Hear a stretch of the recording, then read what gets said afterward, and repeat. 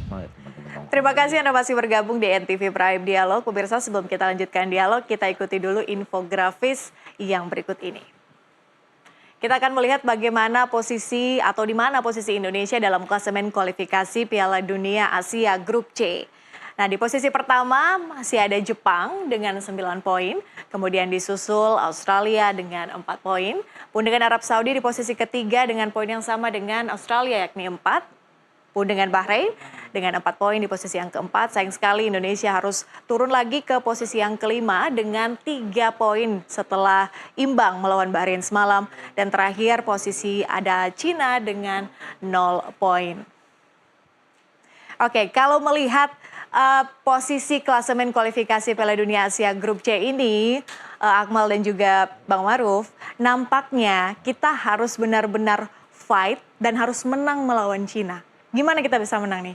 Akmal dulu. Ya, kalau bicara rekor pertemuan memang sejauh ini hasil terakhir kita pada 2012 kalau tidak salah di kualifikasi Piala Asia kita seri 1-1 melawan Cina di Gelora Bung Karno Senayan Jakarta. Tapi sekarang Cina ini agak berbeda dengan Cina sebelumnya. Yang pertama adalah mereka dalam kondisi menurun. Pertama gagalnya Cina Super League, ya kan, yang jor-joran habis yang ternyata akhirnya jadi permainan bandar judi di sana. Kemudian pasca Covid ini kan para pengusaha-pengusaha Cina juga kolab yang pada akhirnya tidak mampu untuk memfasilitasi keuangan klubnya.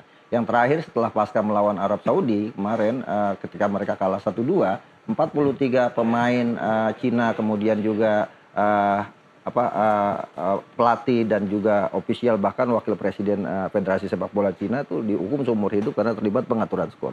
Jadi Cina ini sekarang sedang tidak baik-baik saja dan kita berharap bahwa kita bisa move on dari laga melawan Bahrain dan kita bisa menang melawan Cina karena kunci utama kita untuk setidaknya bisa berada di peringkat 3 dan 4 klasemen untuk lolos ke babak keempat adalah salah satunya memenangkan laga melawan Cina baik home dan away dan kemudian kita menang lawan Bahrain karena kita juga berat kalau kemudian kita berharap kita bisa mengalahkan Jepang karena Jepang sangat superior sekali saat ini. Kalau di total gol mereka 38 gol sejak penyisian tanpa sekalipun kebobolan.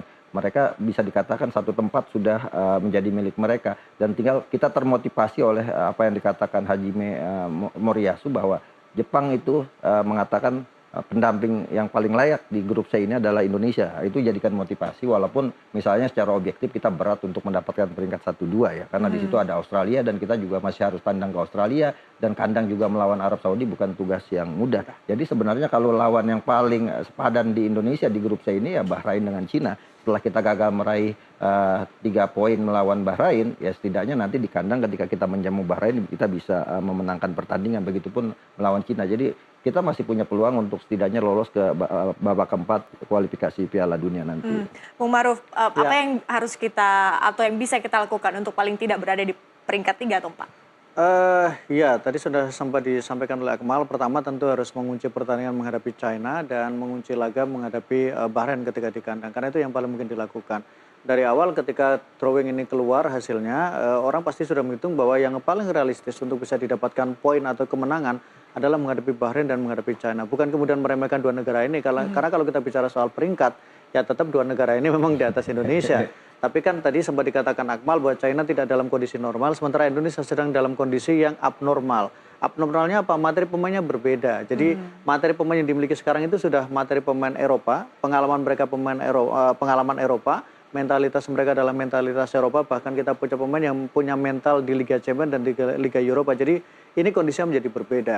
Yang paling urgent juga adalah bagaimana memang kita harus fokus pada pertandingan demi pertandingan. Yang catatan lain ketika kita belum terkalahkan di 3 laga karena kita imbang Arab, imbang Australia, imbang menghadapi Bahrain itu juga harusnya menjadi salah satu modal positif kita bahwa kita bisa memberikan perlawanan menghadapi Arab ketika bermain di depan di kandang Arab dan kita bisa membuat Australia frustasi ketika kita bermain di Stadion Utama Gelora Bung Karno dan kita membuat Bahrain harus berjuang sampai akhir untuk mereka bisa selamat dari kekalahan. Jadi ini kan sudah menjadi modal yang positif. Itu yang saya katakan bahwa kondisi timnas Indonesia sekarang dalam kondisi abnormal karena situasinya sedang luar biasa, atmosfernya positif, hasilnya positif, situasinya juga positif, tinggal hasil yang kita harapkan menghadapi China juga positif.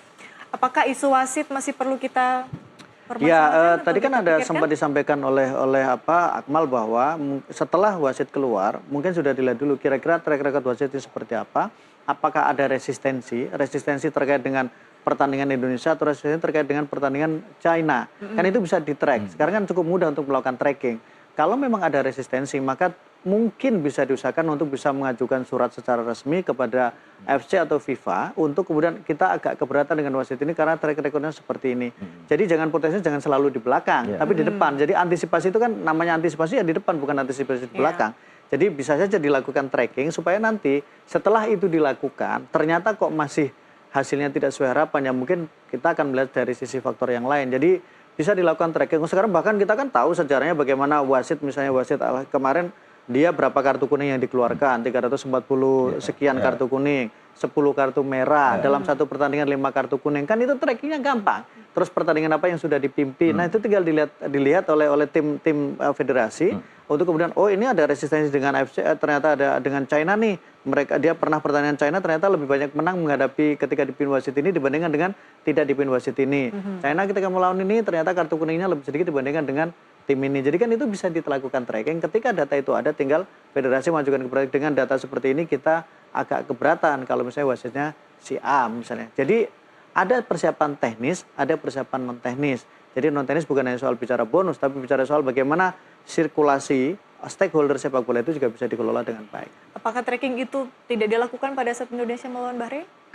Saya sendiri tidak tahu, tapi kan artinya bahwa ketika jurnalis bisa melakukan tracking terkait dengan data-data wasit, sampai kan jurnalis kan nulis bahwa hati-hati wasit ini royal kartu loh, gitu kan, itu bisa menjadi data awal untuk kemudian federasi, oh iya ya ternyata laga melawan China, ini wasitnya China lebih banyak dalam tanda kutip, misalnya kita kan bicara antisipasi ya, misalnya oh ternyata wasit ini ketika pertandingan China lebih diuntungkan loh, ini punya track record positif China ketika menghadapi ini, kan itu bisa kelihatan. Kan kalau investigasi itu kan bicara soal bahwa sudah harus bicara curiga dulu kalau investigasi. Dan kita kan beberapa kali merasa kecewa dengan wasit. Jadi sekarang sudah mulai harus early warning bahwa jangan sampai kemudian ternyata memang pretensi atau potensi itu terjadi ketika kita tidak melakukan antisipasi. Akmal setuju? Ya setuju, dan kita harus kembalikan PSSI ke hitahnya gitu kan. Kalau sekarang PSSI kepanjangannya Persatuan Sepak Bola Selalu Imbang.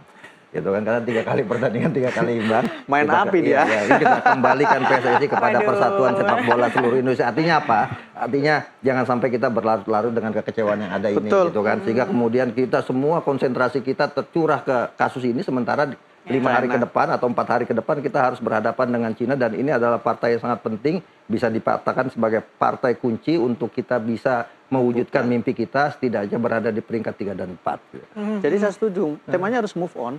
Selesai sudah Bahrain dan memang hasilnya tidak bisa diubah, protes ya, tapi China di depan mata, dan nanti kita buktikan lagi ketika menjamu Bahrain di Stadion Utama Gelora Bung Karno, kita layak menang dibandingkan dengan Bahrain dengan cara yang lebih elegan. Oke, terakhir, apa yang ingin Anda katakan kepada timnas Indonesia nanti akan melawan Cina dan masih ada banyak pertandingan-pertandingan lainnya nanti, agar pada saat pertandingan atau laga berikutnya kita lebih fresh dan kita tinggalkan yang dulu-dulu?